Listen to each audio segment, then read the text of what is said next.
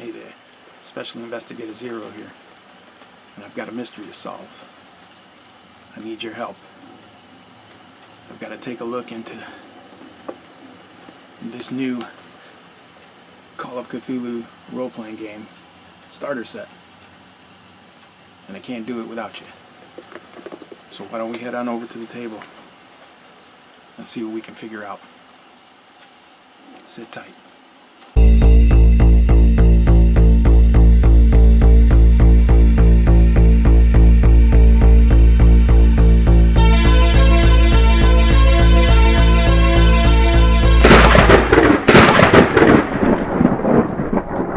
Alright guys, let's take a quick look at what comes in the box here for the Call of Cthulhu starter set. Mike Masson and friends. Here's the other side. You get a lot of stuff in this starter set. It's pretty small, but you get a lot of important things in here to run the game, it seems like.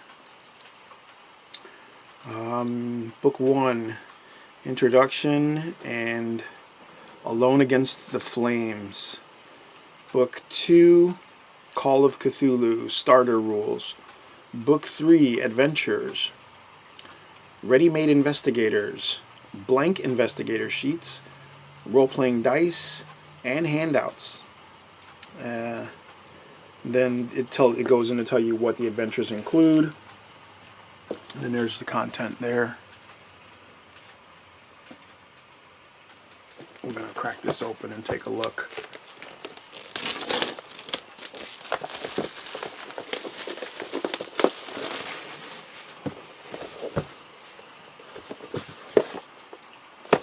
Nice flat covered box. There we go. Move this over here. This out the way. So we have a Ziploc with dice.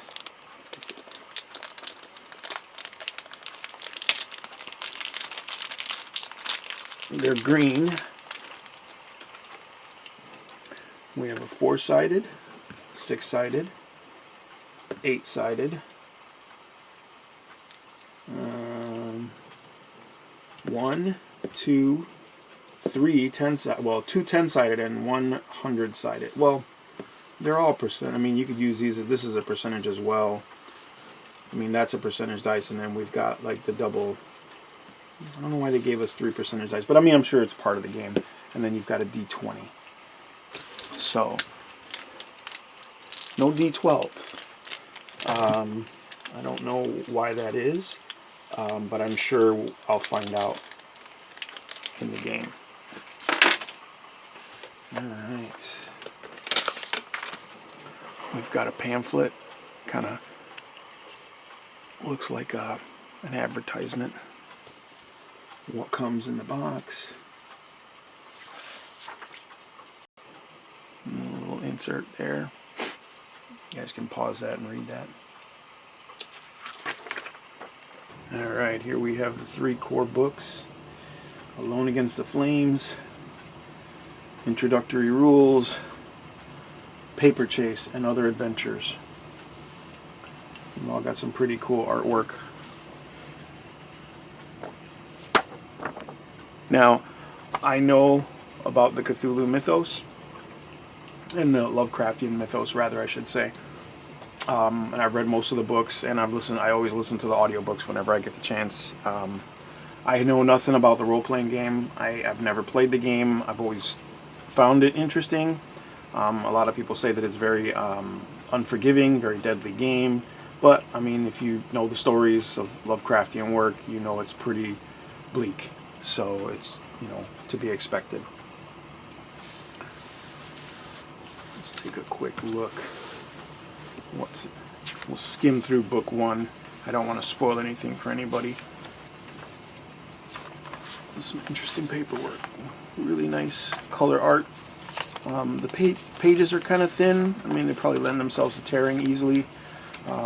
overhandling, but they're not bad. From what I understand, that this part here is actually teaching you how to play the game. You actually go through an adventure and you play the game on a solo mission, which is cool. I want to try that. There's a cool map. And then when you're done with this, you should be able to get into the introductory rules pretty simply. That's pretty cool. Same on that side.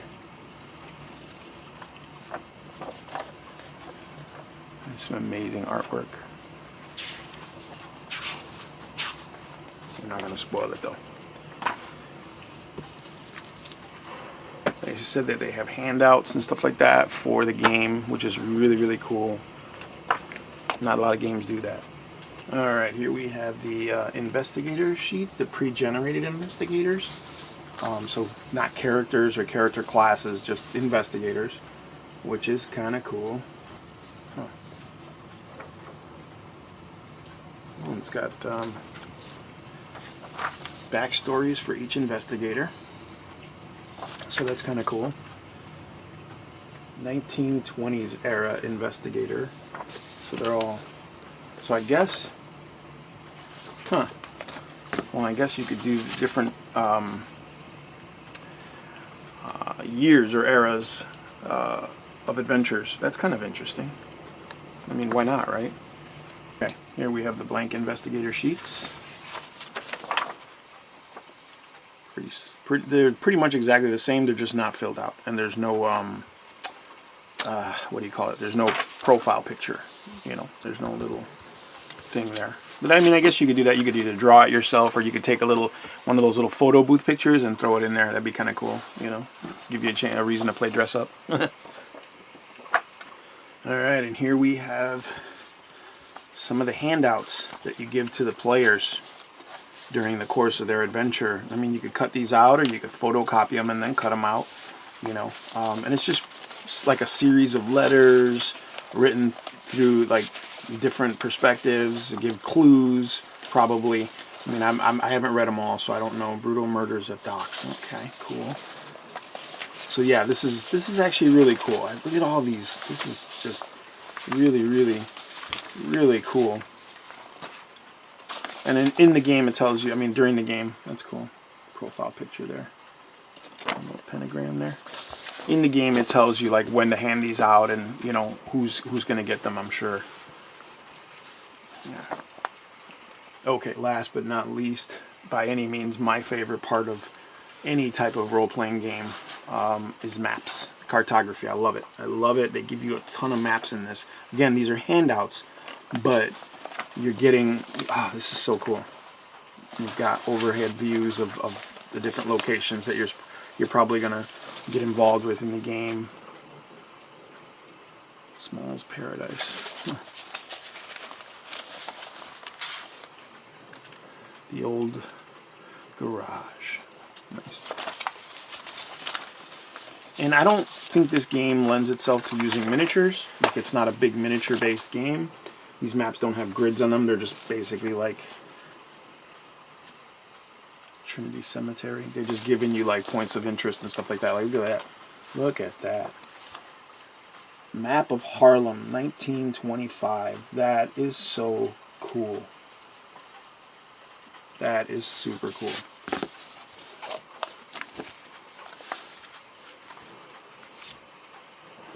Love it. Love it. Here you have it. The contents of the Call of Cthulhu starter set, the newest edition. I am actually very excited to learn how to play this and learn how to run it for my friends, my family, whoever is interested in playing. I doubt my family's going to want to play this because they're not really into Lovecraftian lore or horror. At least not yet anyway, but I do have some friends that are into it, and I know some people online who are into it. Bill from Roll Stats is a big fan of Cthulhu, the Cthulhu mythos, and if you get a chance, check out his channel. It's Roll Stats on YouTube. He does a lot of Dungeons and Dragons and role-playing lore, and he does a lot of like reviews and processes on the old school modules, because he's a very old school player.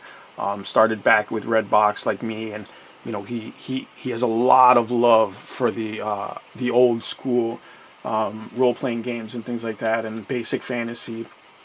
And he does a lot of breakdowns of like how to, you know, how to start your campaign in that setting, in those settings, you know, how to transfer things over. He has played 5th edition, but primarily his focus is on Advanced Dungeons and Dragons, and 2nd edition and all that stuff like that. So definitely check him out. It's called Roll Stats. Great guy. Tell him Zero sent you, and you guys won't regret it. I promise. He's got a great channel. Very, very enthusiastic about his work. You'll see as soon as you hit play, you're going to see how excited he is, and he's going to get you excited about playing too. That's one of the greatest things about his channel. So check him out. And also check us out on the Tabletop Dungeoneers Discord server. I'll put the little guy right here. Right there. And come and say hello. Tell them Zero sent you, you know, so they know where you're coming from and how you heard about us. And give us a shout out. As always, guys, like, subscribe, share, and thank you for watching. Thank you for sticking with me. I appreciate you guys.